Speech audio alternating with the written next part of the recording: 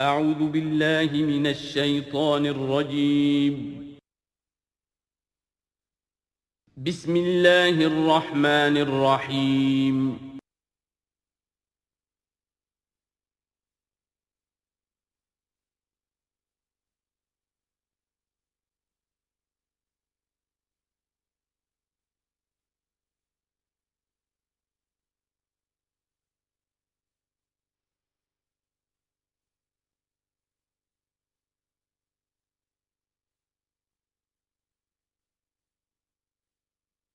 الحمد للہ وکفیٰ والصلاة والسلام علی عبادہ الذین اصطفیٰ، خصوصاً علی افضلہم وخاتم النبیین محمد الامین وعلی آلہ وصحبہ اجمعین. اما بعد فقد قال اللہ تبارک وتعالی کما ورد فی سورۃ بنی اسرائیل: اعوذ باللہ من الشیطان الرجیم، بسم اللہ الرحمن الرحیم. ولا تقف ما ليس لك به علم ان السمع والبصر والفؤاد كل اولئك كان عنه مسؤولا. صدق اللہ العظیم. رب اشرح لي صدری ويسر لي امری واحلل عقدۃ من لسانی يفقهوا قولی. اللہم ربنا الہمنا رشدنا واعذنا من شرور انفسنا. اللہم ارنا الحق حقا وارزقنا اتباعه وارنا الباطل باطلا وارزقنا اجتنابه. اللہم وفقنا لما تحب وترضى. آمین یا رب العالمین. سورہ بنی اسرائیل کے تیسرے اور چوتھے رکوع کی 18 آیات میں، جیسے کہ میں عرض کر چکا ہوں، حبر الامہ حضرت عبداللہ ابن عباس رضی اللہ تعالی عنہما کے قول کے مطابق تورات کی تعلیمات کا نچوڑ اللہ تعالیٰ نے دے دیا ہے. So to say, this is the Quranic version of the 10 commandments of Torah. ذہن میں تازہ کر لیجئے. سب سے پہلی ہدایت: مت پوجو کسی کو سوائے اللہ کے، بندگی پرستش صرف اللہ کی. دوسری ہدایت: والدین کے ساتھ حسن سلوک. اور اس موضوع پر یہ قرآن مجید کا ذروۂ سنام ہے. اگر وہ تمہارے پاس بڑھاپے کی عمر کو پہنچ ہی جائیں تو انہیں اف تک مت کہو، انہیں کبھی جھڑکو نہیں، ان کے سامنے اپنے کندھے جھکا کر رکھو، عاجزی اختیار کرو، تواضع اختیار کرو. ہاں یہ کہ اگر کسی وقت کوئی بات ان کی رد کرنی ہی پڑے، جبکہ تمہارے دل میں کوئی میل نہ ہو، سرکشی نہ ہو، تو اللہ تعالیٰ جانتا ہے تمہارے دلوں کی حالت کو، اللہ معاف فرمائے گا. تیسری ہدایت: رشتہ داروں کے حقوق ادا کرو اور محتاجوں کے اور غرباء کے مسکین. چوتھی ہدایت: فضول خرچی میں دولت مت اڑاؤ. یہ تیسری اور چوتھی باہم مربوط ہے. اگر فضول خرچی میں دولت اڑاؤ گے تو ادائے حقوق کے لیے پیسے نہیں آئیں گے، بلکہ انسان مصرف جو ہے اپنی فاضل دولت کا کرے. حقوق کا ادا کرنا، اس میں قرابت دار سب سے پہلے ہے، پھر اور جو بھی محتاج ہیں، مسکین ہیں، پھر یہ کہ اللہ کے دین کے لیے خرچ کرنا ہے. اس میں پھر مزید ہدایت کہ اگر کسی وقت تمہاری اپنی حالت ایسی نہ ہو کہ کسی کے ساتھ تعاون کر سکو، تب بھی یہ ہے کہ بات نرم کرو، معذرت کرو بڑے اچھے انداز میں. اسی سلسلے میں مزید ہدایت کہ ان صدقات اور خیرات کے معاملے میں بھی انتہا پسندی نہیں ہونی چاہیے. نہ یہ ہو کہ آدمی بخیل ہو جائے اور ہاتھ اپنی گردن سے باندھ لے کہ کوئی پیسہ نکلے ہی نہ یہ کہ اپنے دونوں ہاتھ کھلے چھوڑ دے، تو پھر یہ کہ اسے بعد میں پچھتانا پڑے. اسی میں مزید ہدایت: اگر تم اپنے کسی عزیز کا یا کسی اور بیچارے غریب انسان کا چاہتے ہو کہ اس کا حال بدل جائے، اس کی حالت بہتر ہو جائے، اپنی حد تک جو تم کر سکتے ہو ضرور کرو، لیکن یہ نہ سمجھو کہ تم کسی کی حالت بدلنے پر قادر ہو. کسی کے رزق کی کشادگی یا تنگی یہ سراسر اللہ کے ہاتھ میں. ایک اور ہدایت: زنا کے قریب تک نہ پھٹکنا. یہ بہت ہی بری شے، بے حیائی اور برا راستہ ہے. مزید ہدایت: انسانی جان کا احترام، قتل ناحق سے بچنا. اور جو شخص ناحق قتل کر دیا جائے اس کے ورثاء کو ہم ایک اختیار دیتے ہیں، ان کے ہاتھ میں اختیار ہوتا ہے کہ قاتل کو معاف کریں یا قاتل سے جان کے بدلہ جان جو ہے اس کی لیں۔ مزید ہدایت، یتیموں کے مال کے قریب نہ پھٹکنا، لیکن بہت عمدہ طریقے سے ان کی حفاظت کرو، امانت سمجھو اس کو، یہاں تک کہ وہ اپنی بلوغت کو پہنچ جائیں، پھر یہ ہے کہ تم ان کے مال ان کے حوالے کر ہی دو گے۔ عہد کی پابندی کرو، جہاں معاہدہ ہو جائے، وعدہ ہو، اس کو پورا کرو، اور جب ناپ کا دینے لگو تو ناپو بھی پورا، اور تول کر دو تو سیدھی ترازو سے تولو۔ یہی بہتر ہے نتیجے کے اعتبار سے بھی، اسی سے جو بقیت اللہ جو بچ جائے گا تمہارے لیے اس میں برکت ہوگی، اور بے ایمانی سے کم ناپ کر کم تول کر کچھ زیادہ اگر تمہیں فوری طور پر حاصل کر بھی لیا تو اس میں برکت نہیں ہوگی بلکہ اس میں نحوست ہوگی۔ ان تمام چیزوں کے بارے میں فرمایا۔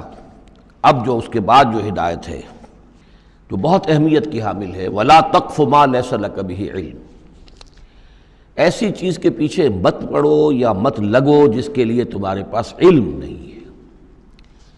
یعنی انسان کا بحیثیت اشرف المخلوقات اس کا طرز عمل جو ہے وہ علم پر مبنی ہونا چاہیے، توہمات پر نہیں، خام خواہ کے توہمات جن کے لیے کوئی بنیاد نہیں، کوئی دلیل نہیں، ان توہمات کے اوپر انسان اپنی روش کو استوار کرے، یہ اس کے شایع نشان نہیں ہے۔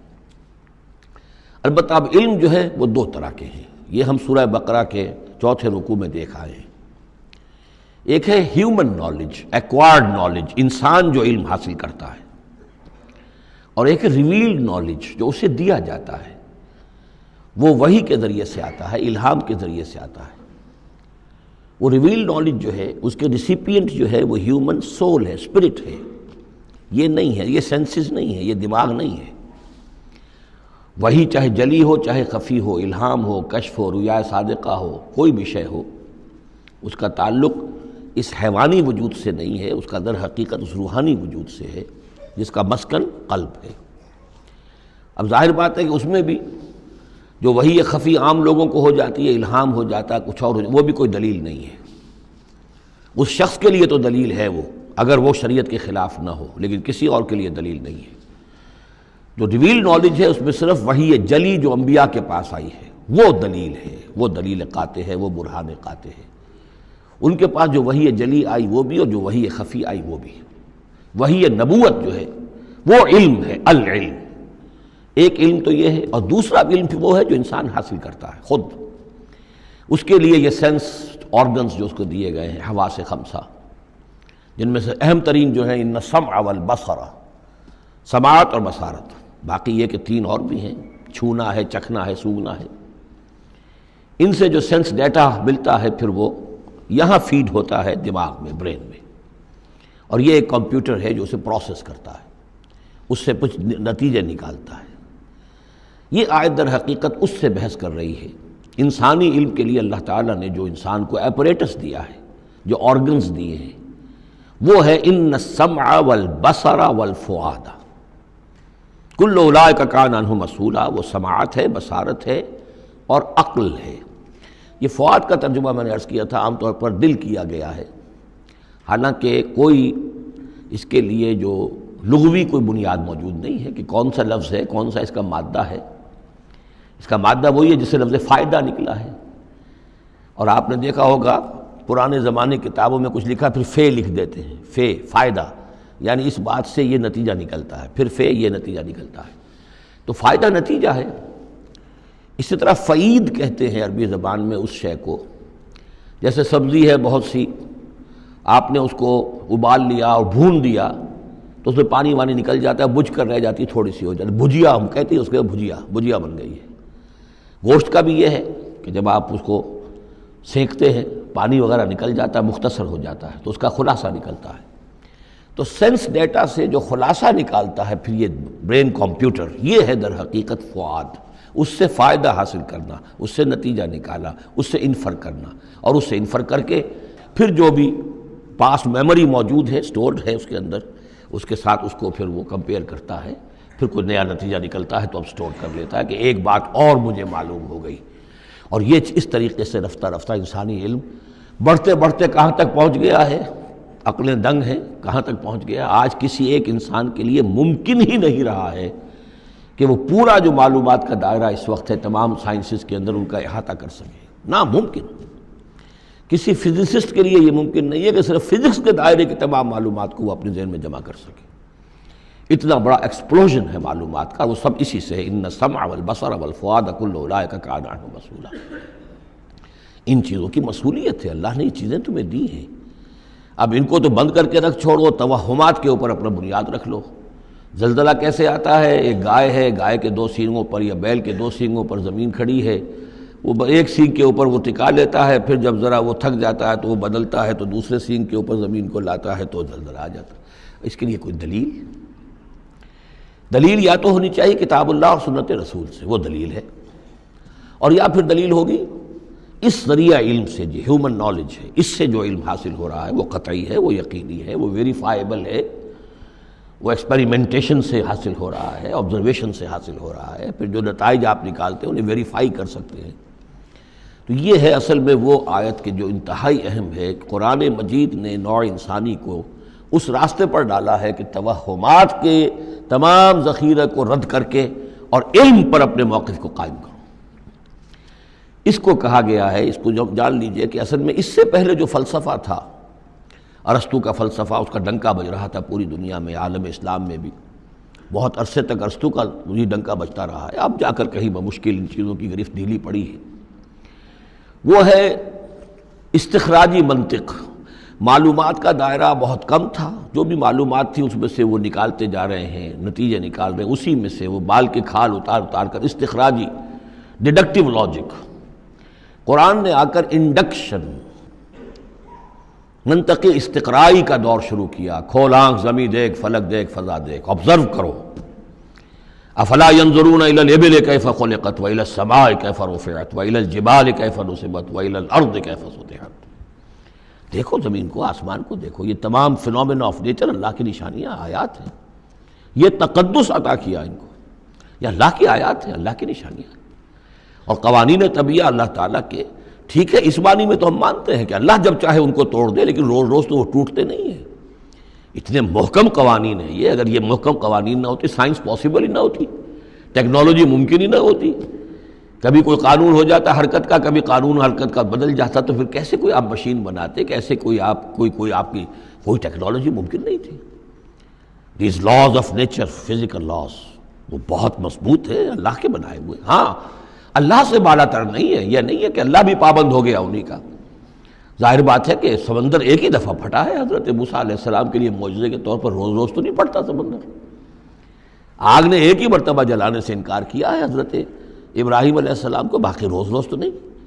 تو یہ چیزیں شاذ ہوتی ہیں، لیکن یہ معجزے کو ہم مانتے ہیں۔ اللہ تعالیٰ جب چاہے اپنے قوانین کو توڑ دے، لیکن یہ قوانین روز روز نہیں ٹوٹتے، یہ قوانین جو ہے مستقل ہے، دائم ہے، اور انہی کے ذریعے سے یہ پاسبل ہے سائنس۔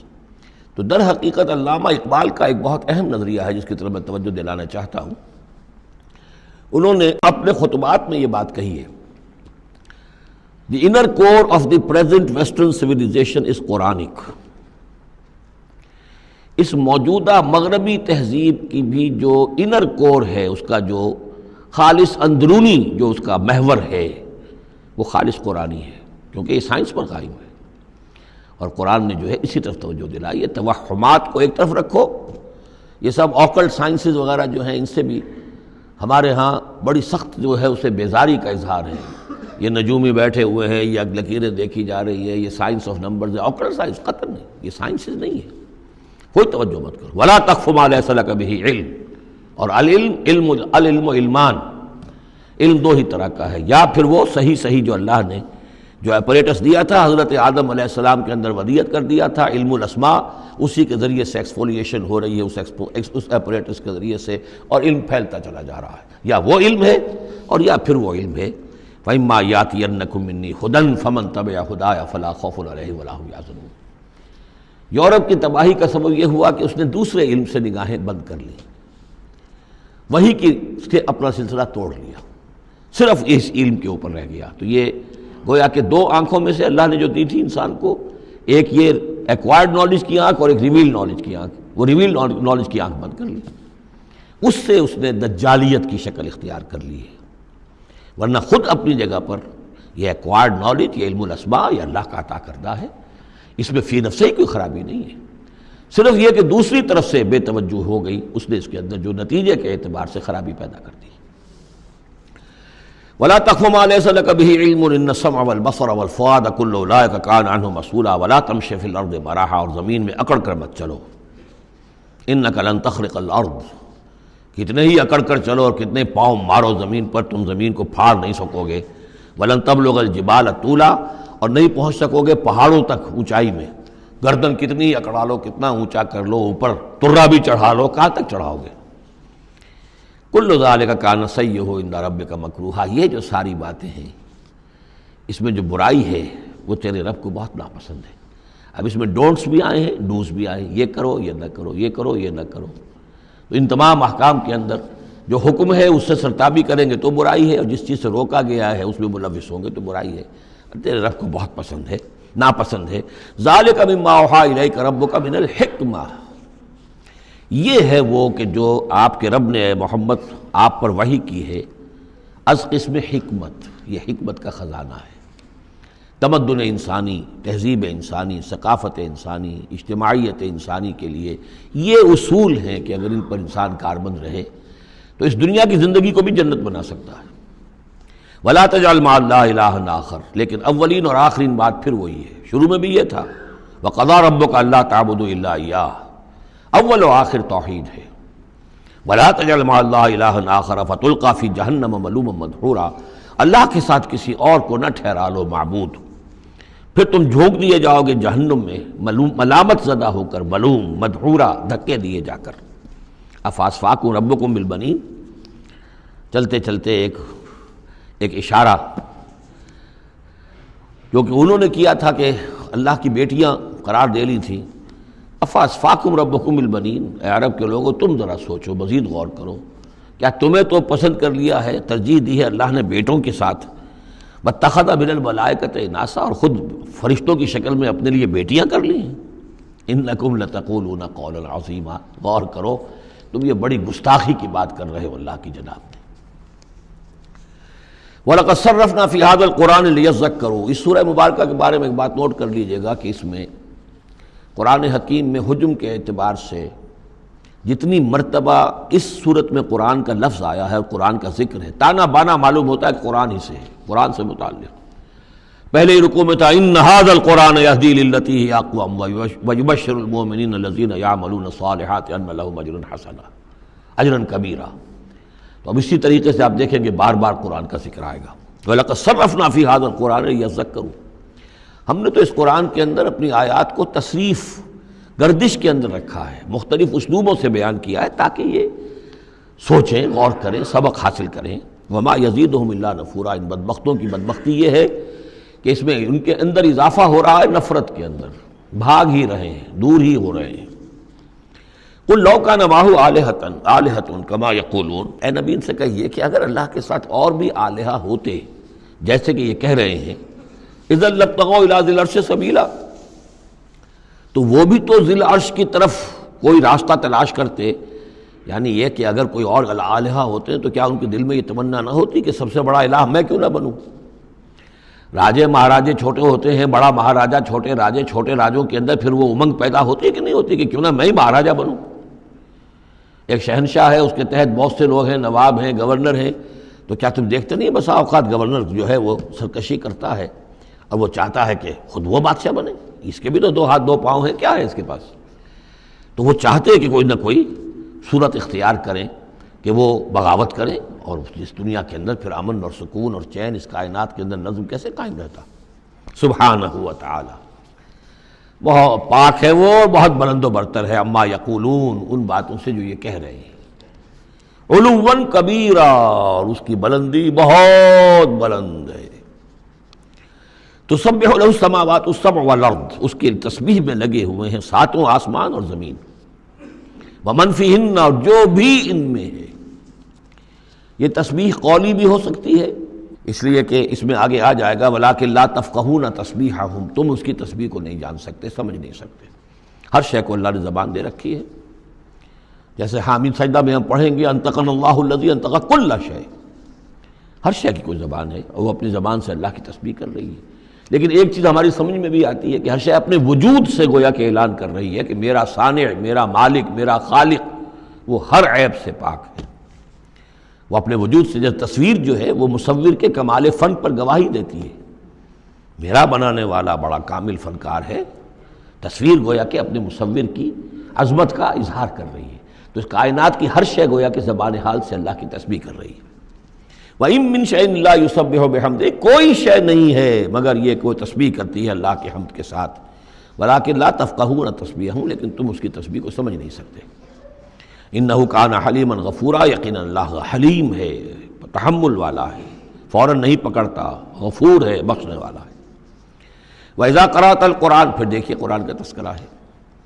اے نبی جب آپ قرآن پڑھ کر انہیں سناتے ہیں جعلنا بینک وبین الذین لا یؤمنون بالآخرۃ حجابا مستورا، تو ہم آپ کے اور ان لوگوں کے مابین کے جو آخرت پر یقین نہیں رکھتے، ایمان نہیں رکھتے، ایک غیر مرئی پردہ حائل کر دیتے ہیں۔ پردہ حائل کیوں ہوا ہے؟ کیونکہ وہ آخرت کو مانتے ہی نہیں، تو متوجہ ہے ہی نہیں، سنجیدگی ہے ہی نہیں، لاؤبالیانہ پن ہے، بابر وحش کوش کے عالم دوبارہ نہیں، اس تو توجہ سے کاہے کو سنیں گے؟ لیکن اس کو اللہ تعالیٰ اپنی طرف تعبیر کر رہے ہیں، اس قانون فطرت کے مطابق چونکہ ہے، ہم ڈال دیتے ہیں ان کے اور آپ کے مابین ایک غیر مرئی پردہ۔ نتیجہ کیا نکلتا ہے؟ وَجَعَلْنَا عَلَىٰ قُلُوبِهِمْ أَكِنَّةً، ان کے دلوں کے اوپر بھی ہم غلاف چڑھا دیتے ہیں، پردے ڈال دیتے ہیں، يَفْقَهُوهُ کہ وہ اسے سمجھ نہ پائیں، وَفِي آذَانِهِمْ وَقْرًا، ان کے کانوں کے اندر ثقل پیدا کر دیتے ہیں۔ وَإِذَا ذَكَرْتَ رَبَّكَ فِي الْقُرْآنِ وَحْدَهُ، اور جب آپ قرآن مجید میں اپنے پروردگار کا ذکر کرتے ہیں توحید کے ساتھ، اکیلے اسی کا، وَلَّوْا عَلَىٰ أَدْبَارِهِمْ نُفُورًا، تو وہ اپنی پیٹھیں موڑ کر چل دیتے ہیں بدک کر کے، یہ کیا ایک ہی اللہ، ایک ہی اللہ، ایک ہی اللہ کی رٹ لگا رکھی انہوں نے، اور آلیہ بھی تو ہیں، آخر ان کا بھی کچھ ذکر کریں، کبھی ان کا بھی بارے ان کا بھی بیان ہو جائے، لیکن نہیں، یہ تو ایک ہی اللہ کی رٹ لگاتے ہیں، تو وہ بالکل بدک کر چلے جاتے ہیں۔ نحن اعلم بما یستمعون به اذ یستمعون الیک، اور جب اے نبی یہ آتے ہیں آپ کے پاس اور توجہ سے بیٹھ کر سنتے ہیں تو ہمیں خوب معلوم ہے یہ کیا سنتے ہیں۔ میں عرض کر چکا ہوں اس کا پس منظر کہ وہ اپنے عوام پر یہ اثر ڈالنے کے لیے کہ یہ لوگ تو بڑے مخلص ہیں، سمجھنا چاہتے ہیں، پھر ہمارے ذہین ہے، انٹیلیجنسیا ہے ہمارا، یہ ہمارا ایلیٹ ہے، تو یہ جا کر سوچتے ہیں پھر آخر کوئی بات نہیں ہوگی محمد کے پاس کہ یہ لوگ جو ہیں پھر خالی ہاتھ واپس آتے ہیں۔ ہمیں خوب معلوم ہے جو یہ سننے کے لیے آتے ہیں آپ کے پاس تو کیا سننے آتے ہیں۔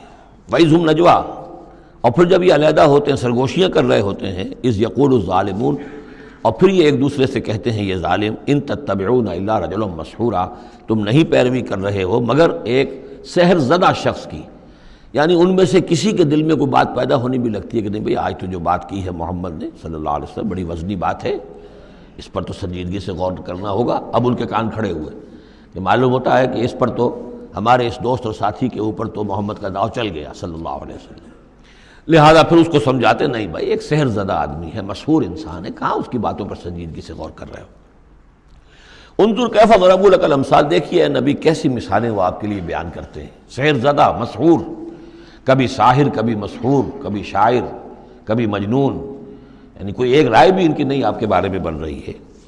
فضلوا، اب وہ بھٹک گئے ہیں، فلا یستطیعون سبیلا، اور اب یہ راہ یاب نہیں ہو سکیں گے۔ وقالوا اذا كنا عظاما ورفاتا، اور وہ کہتے ہیں کہ کیا جب کہ ہم ہڈیاں ہو جائیں گی اور چورا چورا ہو جائیں گی ہماری ہڈیاں بھی، ہمارا گوشت گل سڑ کر جو ہے راکھ ہو جائے گا، اِنَّا لَمَبْعُوثُونَ خَلْقًا جَدِيدًا، کیا کہہ رہے ہیں محمد صلی اللہ علیہ وسلم، کیا پھر ہمیں اٹھا لیا جائے گا ایک نئی زندگی، ایک نئی تخلیق؟ گویا کہ انہیں یہ بہت محال معلوم ہوتا ہے، ناممکن ہے۔ قُلْ كُونُوا حِجَارَةً أَوْ حَدِيدًا، اے نبی ان سے کہیے کہ تم تو ہڈیوں کی بات کر رہے ہو اور مٹی کی بات کر رہے ہو، خواہ تم پتھر بن جاؤ، لوہا بن جاؤ، او خلقم مما یکبر فی صدورکم، یا اس سے بھی زیادہ کوئی سخت چیز جو تمہارے دلوں میں ذہن میں ہو، تمہارے اس کا تصور کر سکتے ہو، وہ بن جاؤ، تب بھی اللہ اٹھا لے گا۔ فسیقولون من یعیدنا، پھر وہ کہیں گے اچھا کون ہمیں اٹھائے گا دوبارہ، کون ہمیں دوبارہ پیدا کرے گا؟ قل الذی فطرکم اول مرہ، کہیے وہ جس نے تمہیں پہلی مرتبہ پیدا کیا۔ فَسَيُنْغِضُونَ إِلَيْكَ رُؤُوسَهُمْ، تو پھر وہ آپ کے سامنے ذرا اپنے سرکوں کو مٹکائیں گے، سروں کو، ہاں ٹھیک ہے، لیکن وَيَقُولُونَ مَتَىٰ، کب ہوگا ایسا بتائیے؟ قُلْ عَسَىٰ أَن يَكُونَ قَرِيبًا، کہہ دیجئے ہو سکتا ہے قریب ہی آئی ہوئی، تمہاری شامت جو ہے ہو سکتا ہے دور نہ ہو۔ یوم یدعوکم فتستجیبون بحمدہ، جس دن کہ وہ تمہیں پکارے گا جب تم اپنی قبروں میں ہوگے یا گلے سڑے ہوئے ہڈیوں کی شکل میں ہوگے، لیکن تم چلے آؤ گے اس کی پکار پر لبیک کہتے ہوئے، بحمدہ اس کی حمد کرتے ہوئے، وتظنون ان لبثتم الا قلیلا، اور تم گمان کرو گے کہ نہیں رہے ہم مگر بہت تھوڑا سا عرصہ، دنیا میں بھی اور یہ پورا عالم برزخ جو ہے یہ بھی کوئی تھوڑا سا ہی عرصہ تھا جو ہم گزار کر آئے ہیں۔ وَقُلْ لِعِبَادِي يَقُولُوا الَّتِي هِيَ أَحْسَنُ، اے نبی میرے بندوں سے کہہ دیجئے، اب یہ عبادی کون ہے؟ اہل ایمان، بجائے یا ایھا الذین آمنوا کہنے کے قُلْ لِعِبَادِي میرے بندوں سے کہہ دیجئے، یقولوا الَّتِی هِیَ أَحْسَنُ، وہ بات کیا کریں عمدہ، مطلب یہ ان کی طرف سے کوئی تلخی کی بات نہیں ہونی چاہیے۔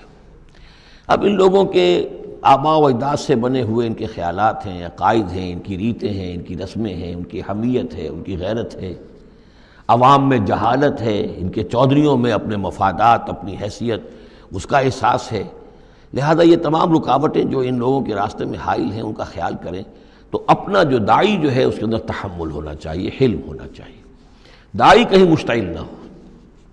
قُلْ لِعِبَادِی یَقُولُوا الَّتِی ہِیَ أَحْسَنُ، انہیں بات کرنی چاہیے عمدہ۔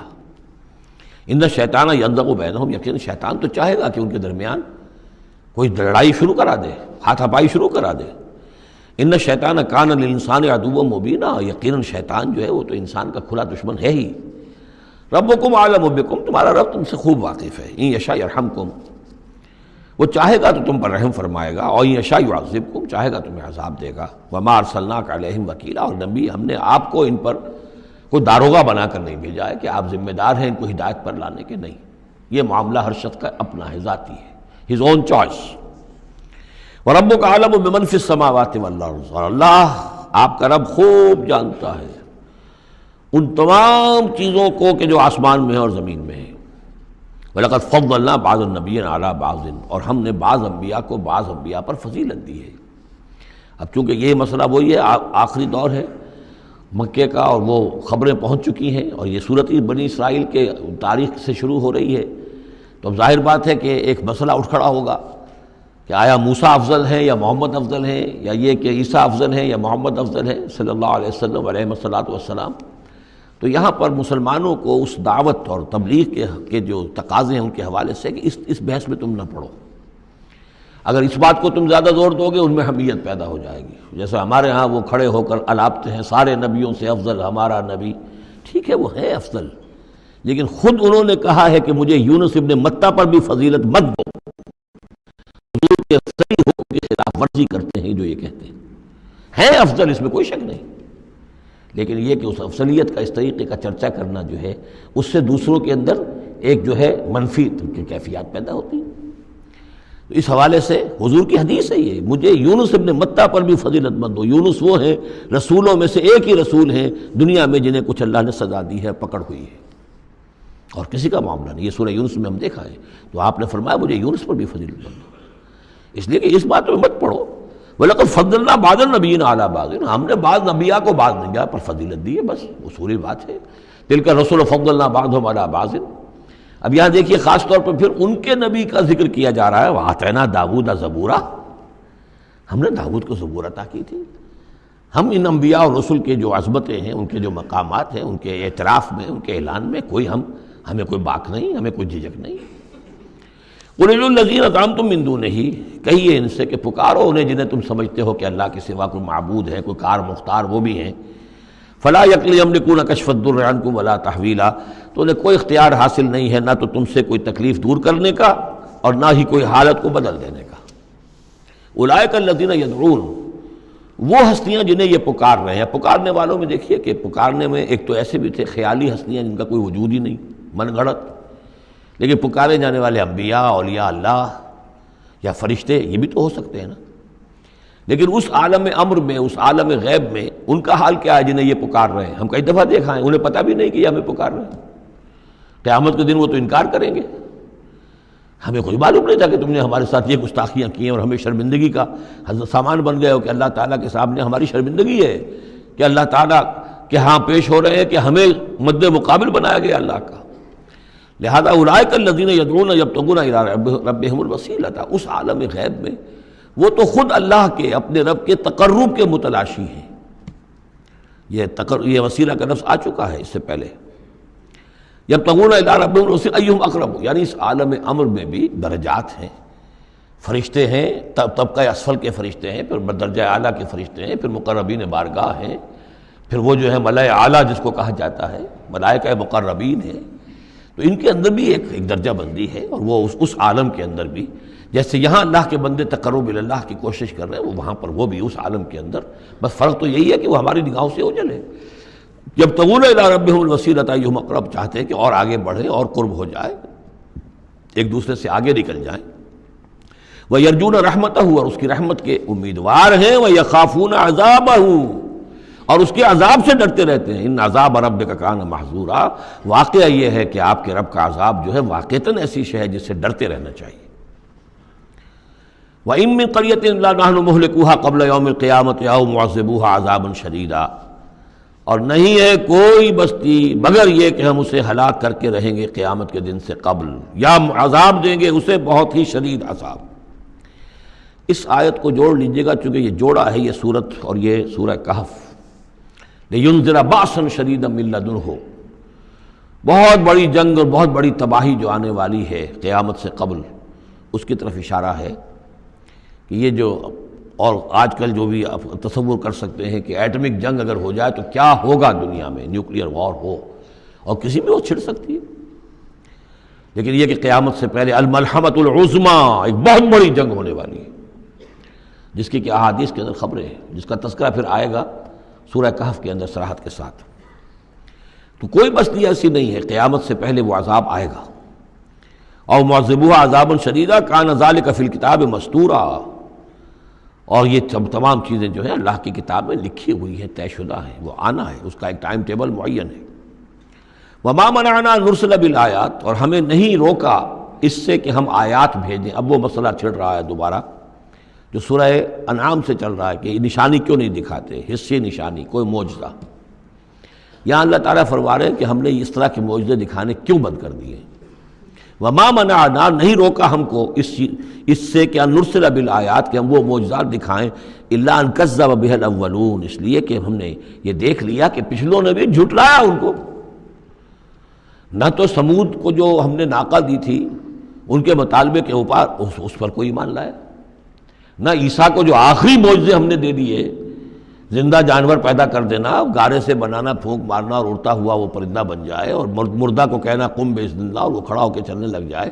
اب اس سے آگے کون سا معجزہ ہوگا؟ لیکن کوئی مانا. معلوم ان کذب بها الاولون، پہلوں نے بھی ان معجزات کا انکار ہی کیا، جھٹلایا.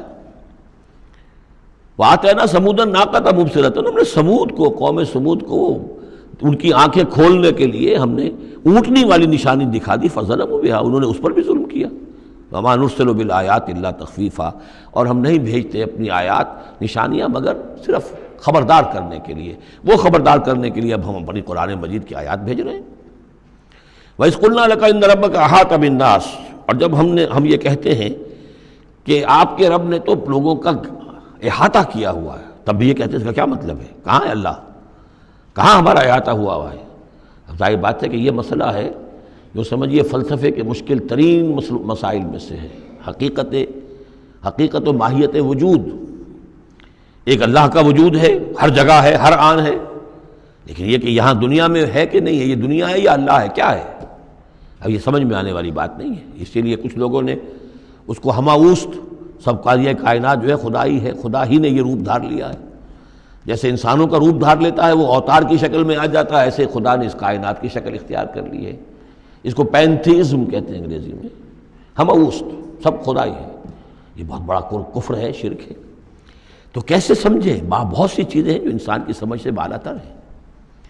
اللہ ہے کیسے ہے؟ کیا دنیا میں اللہ نہیں ہے تو اللہ کی ذات محدود ہو گئی؟ پوری یہ کائنات اس میں اللہ کا وجود ہی نہیں ہے تو اس کا مطلب یہ کہ اللہ تو پھر علیحدہ کہیں ایک محدود سی شخصیت ہو گئی جو کسی جگہ پر ہے. لیکن اللہ تو ایبسلیوٹ ایگزسٹنس ہے اس کی، کسی حدود اور قیود اور زمان و مکان اور سمت ان سے تو باورا ہے. وراء الورا ثم وراء الورا. وَمَا جَعَلْنَا الرُّؤْيَا الَّتِي أَرَيْنَاكَ إِلَّا فِتْنَةً لِلنَّاسِ. اسی طریقے سے اب یہ مسائل گنوائے جا رہے ہیں کہ جو لوگوں کے لیے بڑے ان کا، چونکہ ان کی طرف سے ان کا رد عمل جو ہے وہ صحیح نہیں ہوتا، لہذا اللہ تعالیٰ نے معجزے دکھانے بند کر دیے ہیں اور حضور کے بارے میں طے کر لیا کہ وہ معجزہ نہیں دکھائیں گے جس طرح کا معجزہ یہ مانگ رہے ہیں. اسی طرح ہم نے جو آپ کو مشاہدہ کرایا جس شب معراج کا، وما جعلنا الرؤیا التي، رؤیا یہاں خواب کے معنی میں نہیں ہے، جیسے رؤیت بصری ہے، ہم دیکھ رہے ہیں، یہ بھی تو رؤیت ہی ہے، تو حضور کو باقاعدہ مشاہدہ کرایا، التي اریناک جو آپ کو دکھایا ہم نے، الا فتنۃ للناس، وہ بھی لوگوں کے لیے فتنہ بن گیا۔ لوگوں نے کہا کہ یہ تو معلوم ہوتا ہے کہ اب بالکل ہی ان کا دماغ چل گیا ہے، معاذ اللہ ثم معاذ اللہ۔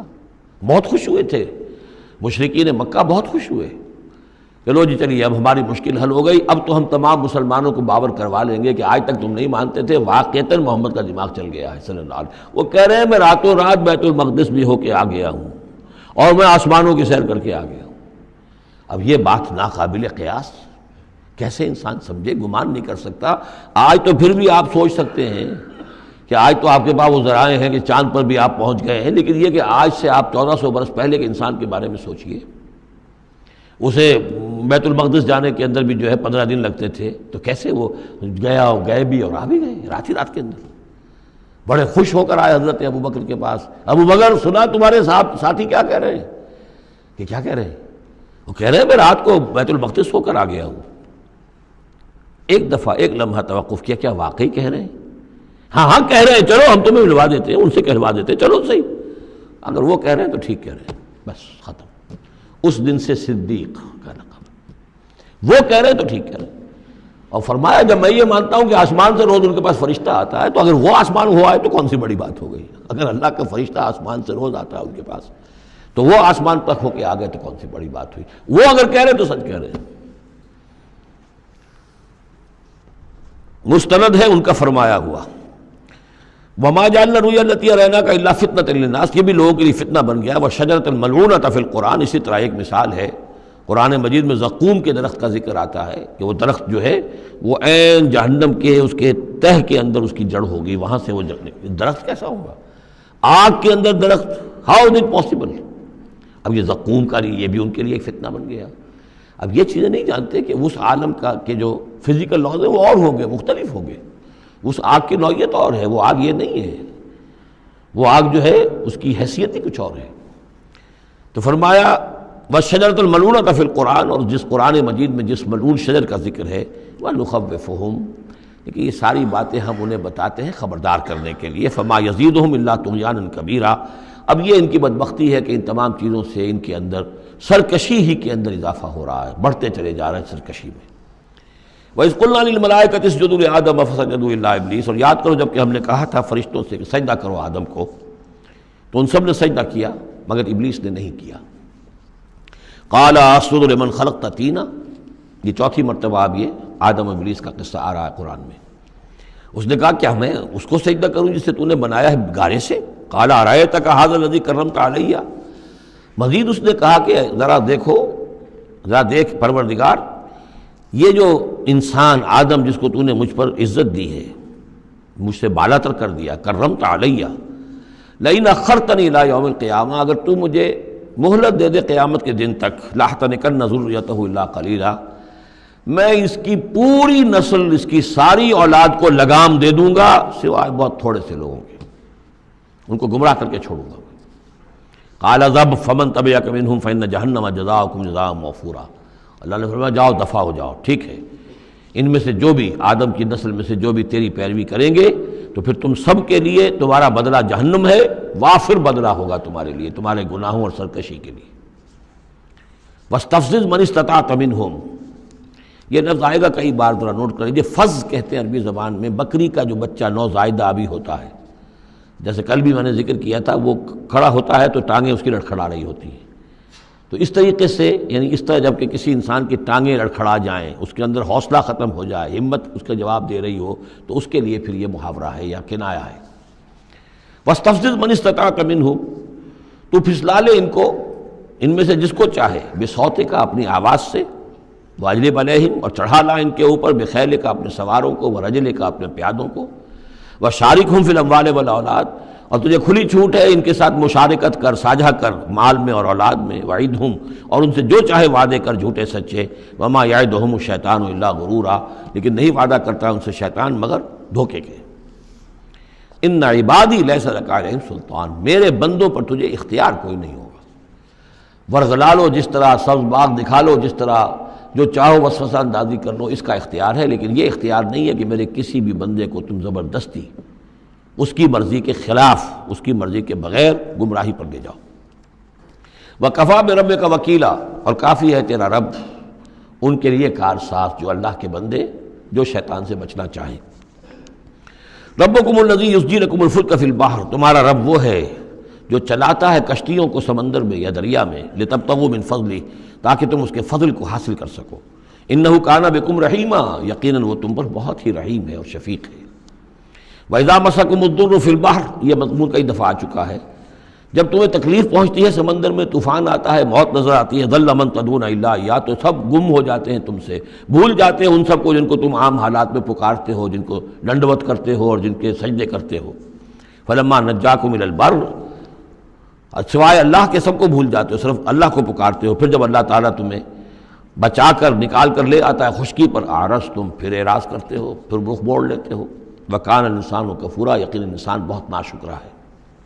افامنتم ان یخسف بکم جانب البر، تو کیا تم اس سے ڈرتے نہیں کہ وہی اللہ تمہیں زمین میں خشکی میں بھی تو دھنسا سکتا ہے کہ نہیں؟ آسودہ ساحل تو ہے مگر شاید تجھے معلوم نہیں، ساحل سے بھی موجیں اٹھتی ہیں، خاموش بھی طوفان ہوتے ہیں، کیا خشکی میں لوگ مرتے نہیں؟ وہاں جب تھے تو چیخ رہے تھے، چلا رہے تھے، اللہ کو پکار رہے تھے، خشکی پر آتے ہی، اور اب تم بھول گئے اللہ کو، تو کیا اللہ یہاں تمہیں دھنسا نہیں سکتا زمین میں؟ ان یخسف بکم جانب البر اور یرسل علیکم حاصبا، یا تم پر ایک ایسی تیز آندھی بھیج دے اس بر پر، خشکی پر، کہ جس میں پتھر ہوں اور پتھراؤ ہو تمہارا اور تم ہلاک ہو جاؤ۔ ثم لا تجدوا لکم وکیلا، پھر تمہیں کوئی بچانے والا نہ ملے۔ ام امنتم ان یعیدکم فی تارۃ اخری، تو کیا تمہیں اس کا ڈر نہیں رہا کہ پھر کبھی دوبارہ اللہ تمہیں لے جائے اسی سمندر میں؟ فیرسل علیکم قاصفا من الریح، اور پھر ایک زوردار جھکڑ تمہارے اوپر چھوڑ دے، فیغرقکم بما کفرتم، اور تمہیں غرق کر دے تمہارے کفر کی پاداش میں۔ ثم لا تجدوا لکم علینا تبیعا، پھر تم ہمارا کوئی نہیں پاؤ گے کہ جو ہمارا تعاقب کر سکے، ہم سے باز پرس کر سکے کہ وہ فلاں لوگوں کے ساتھ یہ معاملہ کیوں کر دیا گیا۔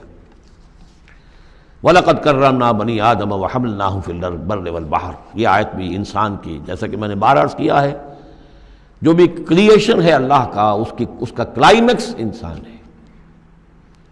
گویا کہ یہ سارا سلسلہ جو ہے تنزلات، اللہ کا حرف کن، اور کن سے وہ خلق نور، اس نور سے وہ تخلیق ارواح انسانیہ اور ملائکہ، پھر ایکسپلوژن، دی بگ بینگ، اور اس سے وہ حرارت اور وہ آتشی کرے، اور اس دور میں جنات کی جو تخلیق ہوئی، اور پھر اس کے بعد ان کا ٹھنڈا ہونا، اور پھر یہ بارش کا برسنا، اور بارش اور زمین، پانی اور زمین کے اب یہاں سے جو حیات ارضی ہے اس کا آغاز ہونا۔ ہر دو عالم خاک شد تا بست نقش آدمی، اے بہار نیستی از قدر خود ہوشیار باش۔ وَلَقَدْ كَرَّمْنَا بَنِي آدَمَ، اور ہم نے بڑی تکریم کی ہے، عزت کی ہے آدم کے نسل کی۔ وَحَمَلْنَاهُمْ فِي الْبَرِّ وَالْبَحْرِ، اور ہم اٹھائے پھرتے ہیں اس کو، گویا کہ جیسے کہ گود میں کوئی لے کر چل رہا ہو۔ ہم، ظاہر بات ہے نظام قدرت ہے اللہ کا ہے، ہم اسے اٹھائے پھرتے ہیں۔ حَمَلْنَاهُمْ فِي الْبَرِّ وَالْبَحْرِ، بر میں بھی اور بحر میں بھی۔ وَرَزَقْنَاهُمْ مِنَ الطَّيِّبَاتِ، اور ہم انہیں پاکیزہ رزق دیتے ہیں، عمدہ چیزوں کا۔ وَفَضَّلْنَاهُمْ عَلَىٰ كَثِيرٍ مِّمَّنْ خَلَقْنَا تَفْضِيلًا، اور فضیلت دی ہے ہم نے انہیں اپنی بہت سی مخلوقات کے اوپر، بہت بڑی فضیلت دی ہے۔ یوم ندعو کل اناس بامامہم، اب تصور کرو جن کے رتبے ہیں سوا، ان کی سوا مشکل ہے، جب یہ مقام دیا گیا ہے تو محاسبہ بھی ہوگا، حساب کتاب بھی ہوگا، جواب دہی بھی ہوگی۔ حیوانات سے کوئی جواب دہی نہیں ہے۔ یوم ندعو کل اناس بامامہم، جس دن کہ ہم ہر لوگوں کو پکاریں گے اپنے اپنے اماموں کے ساتھ، اپنے اپنے لیڈروں کے ساتھ، آؤ۔ فمن اوتی کتابہ بیمینہ، تو جس کو بھی دیا جائے گا اعمال نامہ اس کے داہنے ہاتھ میں، فاولئک یقرؤون کتابہم، وہ پڑھیں گے اپنے اعمال نامے کو خوشی کے ساتھ، ولا یظلمون فتیلا، اور ان پر دھاگے کے برابر بھی ظلم نہیں کیا جائے گا۔ ومن کان فی ہذہ اعمی فہو فی الآخرۃ اعمی، جو اس دنیا میں اندھا رہا وہ وہاں بھی اندھا ہوگا، جس نے یہاں آیات الہی کو دیکھا ہی نہیں، حیوانوں کا سا دیکھنا دیکھا، انسانوں کا سا دیکھنا نہیں دیکھا۔ دیدن دیگر آموز، سنیدن دیگر آموز کی نوبت نہیں آئی۔ جو یہاں اندھے رہے تو آخرت میں بھی اندھے ہوں گے، بلکہ اس سے بھی زیادہ اضل سبیلا، بھٹکے ہوئے ہوں گے۔ وَإِن كَادُوا، یہ بہت اہم مضمون آیا ہے جو اس سے پہلے سورہ یونس میں آیا تھا، اب یہاں آیا ہے۔ وَإِن كَادُوا لَيَفْتِنُونَكَ عَنِ الَّذِي أَوْحَيْنَا إِلَيْكَ لِتَفْتَرِيَ عَلَيْنَا غَيْرَهُ، اور اے نبی یہ لوگ تو تلے ہوئے ہیں اس بات پر کہ آپ کو بچلا دیں، فتنے میں ڈال دیں اس چیز کے بارے میں جو ہم نے آپ کی طرف وحی کی ہے، تاکہ آپ کوئی اور شے گھڑ کر ہماری طرف، اس قرآن کے سوا کوئی شے گھڑ کر ہماری طرف منسوب کر دیں۔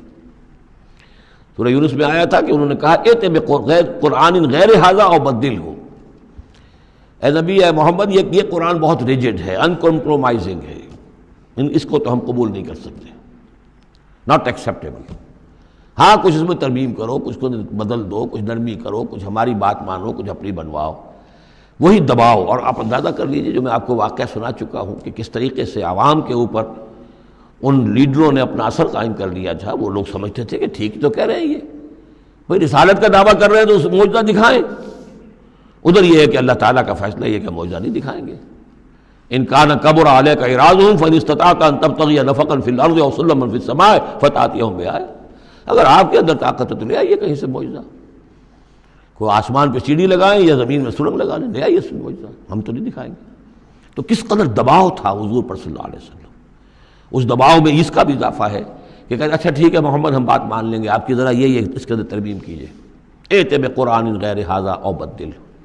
وہی بات یہاں ہے، وَإِن كَادُوا لَيَفْتِنُونَكَ عَنِ الَّذِي أَوْحَيْنَا إِلَيْكَ لِتَفْتَرِيَ عَلَيْنَا غَيْرَهُ، یہ تلے ہوئے ہیں کہ آپ کو بچلا دیں گے اس چیز سے اور منحرف کر دیں گے کہ جو ہم نے آپ کی طرف وحی کی ہے، تاکہ کچھ اور چیز گھڑ کر آپ ہماری طرف منسوب کر دیں۔ وَإِذًا لَاتَّخَذُوكَ خَلِيلًا، اور پھر یہ آپ کو اپنا دوست بنا لیں گے۔ دوست کیا، وہ تو بادشاہ بنانے کو تیار تھے، ہم آپ کو بادشاہ بنانے کو تیار ہیں۔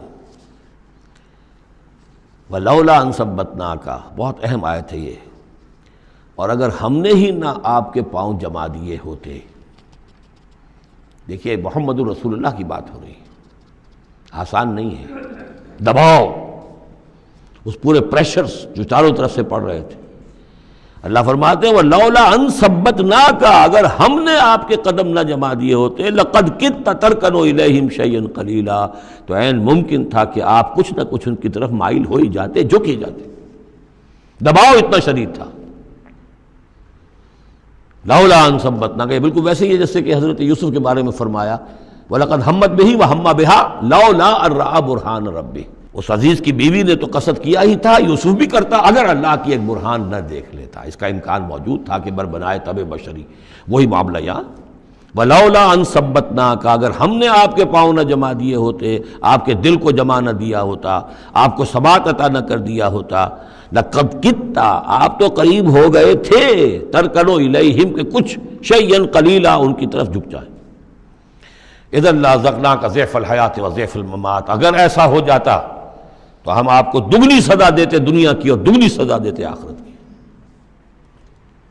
الرب رب وإن تنزل والعبد عبد وإن ترقى ثم لا تجد لك علينا نصيرا، پھر نہ پاتے آپ اپنے لیے ہمارے مقابلے میں کوئی مددگار، آپ کو چھڑانے والا کوئی نہ ہوتا۔ میں ترجمہ وہی کر رہا ہوں کہ جو قرآن کے الفاظ ہیں، لیکن مفہوم سمجھ لیجئے، یہ سختی اصل میں حضور کی طرف نہیں ہے، بظاہر خطاب حضور کی طرف ہے، عتاب جو ہے خطاب حضور کی طرف عتاب ہو رہا ہے ان پر جو دباؤ ڈال رہے ہیں کہ بدبختو، ہمارے نبی کے لیے یہ بالکل ممکن نہیں ہے، یہ ہرگز نہیں کریں گے۔ وَإِن كَادُوا لَيَسْتَفِزُّونَكَ مِنَ الْأَرْضِ لِيُخْرِجُوكَ مِنْهَا، اور یہ تلے ہوئے اس بات پر کہ آپ کے قدم اکھاڑ دیں اس سرزمین سے، مکے سے، تاکہ یہاں سے نکال باہر کریں آپ کو، لِيُخْرِجُوكَ مِنْهَا، یہ گویا کہ بالکل آخری وقت ہے اب مکی دور کا کہ جس میں کہ وہ کشاکش انتہا کو پہنچ چکی تھی۔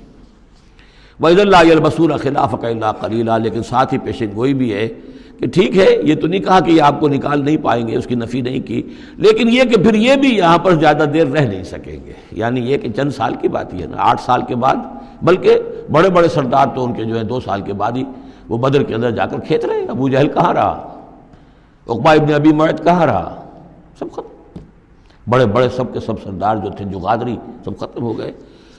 وَإِن كَادُوا لَيَسْتَفِزُّونَكَ مِنَ الْأَرْضِ، جیسے وہ پاؤں ڈگمگاتے ہیں، لڑکھڑاتے ہیں مرغی کے نوزائیدہ، اس بکری کے نوزائیدہ بچے کے، یہ چاہتے ہیں کہ آپ کے قدموں کو یہاں سے ہلا دیں، لا يستفزونك من الارض ليخرجوك منها، تاکہ وہ یہاں سے نکال دیں آپ کو۔ وَإِذًا لَا يَلْبَسُونَ خِلَافَكَ إِلَّا قَلِيلًا، اس صورت میں خود یہ بھی پھر یہاں پر زیادہ دیر نہیں رہ سکیں گے سوائے تھوڑا سا عرصہ۔ سنت من قد ارسلنا قبلک من رسلنا، اور یہ طریقہ رہا ہے، ہم نے آپ سے پہلے جتنے رسولوں کو بھیجا ان کے باب میں ہمارا یہی قانون رہا ہے کہ نبی جب ہجرت کر جاتا ہے تو پھر گویا کہ امان اٹھ جاتی ہے، پھر اس قوم کے اوپر عذاب آتا ہے۔ ولا تجد لسنتنا تحویلا، اور آپ ہماری اس سنت اور قانون اور قاعدے میں اور ضابطے میں کوئی تبدیلی نہیں پائیں گے۔ اقم الصلاۃ لدلوک الشمس الی غسق اللیل وقرآن الفجر، نماز کو قائم رکھیے سورج کے ذرا ڈھلنے سے لے کر رات کے تاریک ہو جانے تک۔ یہ اصل میں 5 وقتہ نماز کا اب نظام یہاں آ رہا ہے، اس طریقے سے نہیں دیا گیا لیکن اب نظام بتا دیا گیا ہے۔ وہ تو حضرت جبرائیل نے بتایا، وہ معاملہ بالکل دوسرا ہے، لیکن یہ کہ سورج ڈھلتا ہے، جیسے نصف النہار ہے، اس سے ذرا سورج جو ہے مغرب کی طرف گیا، ظہر، تھوڑی دیر بعد عصر، تھوڑی دیر بعد مغرب، پھر رات تاریک ہو گئی عشاء، 4 نمازیں ہیں۔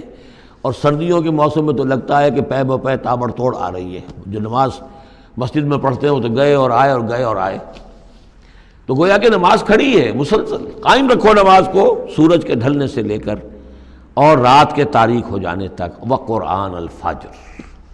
اور اب ایک اور نماز رہ گئی اور وہ ہے فجر کی، اور اسے تعبیر کیا قرآن الفجر، اس لیے کہ اس میں طویل قرات ہونی چاہیے، قرآن کا پڑھا جانا فجر کے وقت۔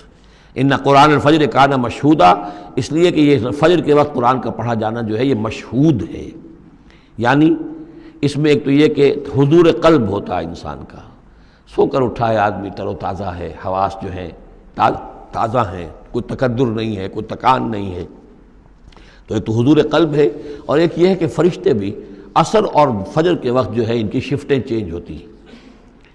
یہ دونوں نمازوں میں یہ جو ہیں دونوں شفٹوں والے موجود ہوتے ہیں، رات والے آتے ہیں عصر کے وقت اور دن والوں کی چھٹی ہوتی ہے، اور فجر میں یہ ہے کہ رات والوں کی چھٹی ہونے والی ہے اور دن والے آ کر چارج لیتے ہیں، تو فرشتوں کی حاضری کا وقت ہے۔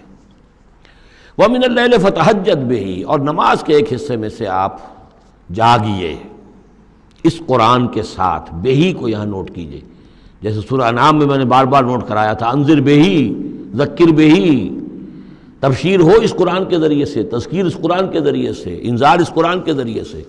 تو تہجد جو ہے جاگنا قرآن کے ساتھ جاگنا ہے۔ اب ہمارے ہاں چونکہ قرآن لوگوں کو یاد نہیں ہوتا تو جو پڑھتے بھی ہیں تہجد وہ تو 8 رکعتیں جیسے تیسے جو قل هو اللہ کے ساتھ پڑھ کر پھر بیٹھ کر کوئی مراقبہ کر لیا، کوئی اور ذکر کر لیا، وہ اصل تہجد وہ نہیں، اصل تہجد یہ ہے طویل قرات رات کو کھڑے ہو کر کی جائے۔ نافلۃ لک، یہ اضافی شے ہے اے نبی آپ کے لیے۔ عسیٰ ان یبعثک ربک مقام محمودا، امید ہے کہ آپ کا رب آپ کو مقام محمود پر فائز کرے گا۔ یہ مقام محمود کو بہت بلند مقام ہے میدان حشر میں اور پھر جنت میں، جس کی حقیقت کو ہم اس وقت نہیں جان سکتے۔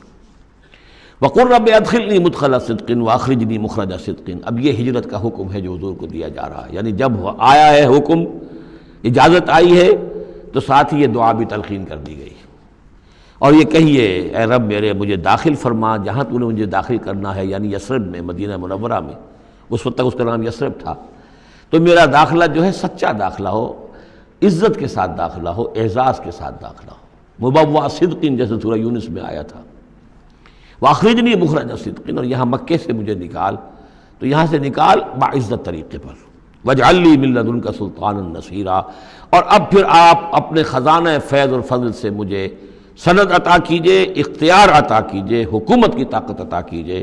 یعنی اب جو نیا دور آ رہا تھا، جو آپ جا رہے تھے مدینہ منورہ، تو اصل میں گویا کہ آپ کا استقبال تو وہاں ایسے ہونے والا تھا جیسے بادشاہ کا استقبال ہوتا، جاتے ہی وہاں آپ کو وہ حیثیت حاصل ہو گئی کہ اوس اور خزرج کے دونوں قبیلے جو ہیں انہوں نے گویا کہ آپ کو اپنا حاکم تسلیم کر لیا ایک معنی میں، اور یہودیوں کے تینوں قبیلوں سے آپ نے جو ہے جا کر معاہدے کر لیے، تو آپ تو فوری طور پر بے تاج بادشاہ ہو گئے۔ اسی کی دعا تلقین کی جا رہی ہے، اللہ تعالیٰ نے جو چیز دینی تھی ایک دعا کی شکل میں گویا کہ محمد رسول اللہ صلی اللہ علیہ وسلم کو تلقین فرما دیا۔ وَقُلْ رَبِّ أَدْخِلْنِي مُدْخَلَ صِدْقٍ وَأَخْرِجْنِي مُخْرَجَ صِدْقٍ وَاجْعَلْ لِي مِن لَّدُنْكَ سُلْطَانًا نَصِيرًا۔ وَقُلْ جَاءَ الْحَقُّ وَزَهَقَ الْبَاطِلُ، اور کہہ دیجئے حق آ گیا باطل گیا۔ اگرچہ حق کے آنے میں باطل کے جانے میں ابھی بظاہر تو چند سال ہیں، ابھی 8 سال کے بعد مکہ فتح ہوگا، لیکن یہ کہ عالم امر میں تو فیصلہ ہو چکا، اللہ تعالیٰ کے ہاں تو اس کے لیے جو بھی ہے ٹائم ٹیبل معین ہے. قل جاء الحق وزهق الباطل ان الباطل کان زہوقا. یقیناً باطل جو ہے وہ تو ہے ہی بھاگ جانے والی شے، اس کے لیے کوئی صبر اور ثبات ہے ہی نہیں. وَنُنَزِّلُ مِنَ الْقُرْآنِ مَا هُوَ شِفَاءٌ وَرَحْمَةٌ لِّلْمُؤْمِنِينَ. اور ہم اس قرآن میں سے دیکھیے کتنی مرتبہ قرآن کا ذکر آ رہا ہے، سب سے زیادہ کثرت کے ساتھ قرآن مجید میں اگر اوسط لگائیں گے تو اس ایوریج کے ساتھ قرآن کا ذکر خود قرآن کی کسی صورت میں اتنا موجود نہیں ہے جتنا کہ سورہ بنی اسرائیل میں ہے. اور ہم اس قرآن میں وہ چیز نازل فرما رہے ہیں ما ہوا شفاء و رحمۃ للمؤمنین، جو شفا ہے اور رحمت ہے اہل ایمان کے حق میں. سورہ یونس کی 2 آیتیں پھر ذہن میں لے آئیے. یا ایھا الناس قد جاءتکم موعظۃ من ربکم وشفاء لما فی الصدور وہدی ورحمۃ للمؤمنین. وہی بات یہاں ہے، یہ شفا ہے. سینے کے روگ، کفر، شرک، تکبر، حسد، حب مال، حب جاہ، حب اولاد، حب دنیا، یہ تمام محبتیں جو ہیں ان کی جڑ کاٹ دینے والی شے. ننزل من القرآن ما هو شفاء ورحمۃ للمؤمنین ولا یزید الظالمین الا خسارا. لیکن یہ ظالموں کو نہیں اضافہ کرتا ظالموں کے لیے مگر خسارے کا. یضل بہ کثیرا ویہدی بہ کثیرا. وَإِذَا أَنْعَمْنَا عَلَى الْإِنسَانِ أَعْرَضَ وَنَأَىٰ بِجَانِبِهِ. اور جب ہم انسان کے اوپر اپنی نعمتوں کی بارش کرتے ہیں تو اب وہ اکڑنے لگتا ہے، اعراض کر جاتا ہے، ہمیں بھول جاتا ہے اور ایک طرف کو کرنی کترا جاتا ہے. وَإِذَا مَسَّهُ الشَّرُّ كَانَ يَئُوسًا. جب کوئی تکلیف آ پڑتی ہے تو مایوس ہو کر رہ جاتا ہے، ہمت ٹوٹ جاتی ہے. قُلْ كُلٌّ يَعْمَلُ عَلَىٰ شَاكِلَتِهِ. اے نبی کہہ دیجئے ہر شخص اپنے شاکلہ کے مطابق عمل کر رہا ہے. یہ شاکلہ کیا ہے؟ اس سے پہلے میں شاید بیان کر چکا ہوں، لا یکلف اللہ نفسا الا وسعہا کے ذیل میں کہ اللہ تعالیٰ نے ہر انسان کی ایک شخصیت کے کچھ حدود ہیں جو معین کی ہوئی ہیں. ان حدود سے وہ تجاوز نہیں کر سکتا. اس کا سارا امتحان انہی حدود کے اندر ہے. جو جینز مجھے ملے ہیں، جو جینز آپ کو ملے ہیں، ظاہر بات ہے میرا چوائس نہیں ہے، they are given for me. آپ کے لیے بھی گیون ہے. ان میں کیا صلاحیتیں ہیں، کون سی چیز زیادہ ہے کون سی کم ہے، اللہ جانتا. پھر یہ کہ جس ماحول میں مجھے پیدا کیا، جس میں آپ کو پیدا کیا، جو حالات میرے تھے جو آپ کے تھے وہ بھی اللہ تعالیٰ کی طرف سے دیے ہوئے تھے. ان دونوں چیزوں سے جو شے وجود میں آتی ہے وہ شاکلہ ہے، وہ پیٹرن ہے. جیسے کہ آپ کو کوئی دھات جس سے کوئی شے ڈھال کر بنانی ہے تو پہلے اس کا سانچہ بناتے ہیں، اس سانچے میں پھر اس دھات کو اس کو میلٹ کر کے جب اس کو پگھلا کر ڈالتے ہیں تو اسی کی شکل اختیار کر لیتی ہے. تو یہ پیٹرن ہے. اب اس کے اندر آدمی نیکی کے لیے، بدی کے لیے جو بھی کرتا ہے، بھلائی کے لیے اچھائی، اس پیٹرن کے اندر اندر کرے گا، اس سے آگے نہیں جا سکتا. جس کو آپ انگریزی میں کہتے ہیں one can not outgrow his skin. کتنے ہی آپ پھیل جائیں، موٹے ہو جائیں، وہ کھال اور پھیل جائے گی، کھال سے باہر تو نہیں نکل سکیں گے کتنے ہی آپ فرما ہو جائیں. تو یہ شاکلہ ہے.